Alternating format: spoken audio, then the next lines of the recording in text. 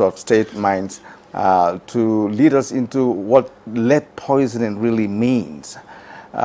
Because many Nigerians may not really have the basic understanding of what lead poisoning is and what actually where it comes from. So let us ask the Honorable Minister of State Bawa to explain what lead really is. Well, lead as it is not really the problem. The problem is the crude method being used by artisanal miners to extract gold. We have areas that lead zinc is being mined and we don't experience this kind of problem. Lead is being mined in Zurak, lead is being mined in Wase, lead is being mined in Ebonyi. But what happens in this case is that the gold mineral that is being mined in Zamfara and Niger State carries with it lead associated mineral. And in the process of getting out the gold, they use crude methods that affects them. And what is it? The the grinding method they use to get lead out of, to get gold out of this mineral, and this mineral carries lead with it.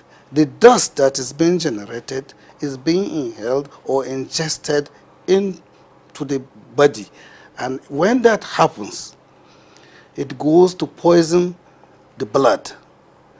And they use crude methods, using mortar and pestle, using pans, and all these working tools that are used at home are being used by these artisanal miners. Because this is poverty driven, so they use all sorts of methods to get this thing. And by dry cleaning and pounding this thing in mortars and so on, it affects the dust generated, the fine dust generated that is leaden, is inhaled by those doing this job. And sometimes when they finish their activities at the mines, they go home with the same clothes that they use at the mines. They bring them at home and they process these things at home, and it affects the environment, affects the water we use, because at the end of the day they wash all they've done in the streams, and these streams are being used by human beings and animals, and that leads to whatever we are experiencing. So, and the kind of lead is such that when exposed to children, especially those children below 5 years, it goes into their blood, and because of their organs are not as developed as the adults, it affects them permanently. For children, if this goes into their blood and poison their blood, they will never be the same again. They will never be able to realize their IQ.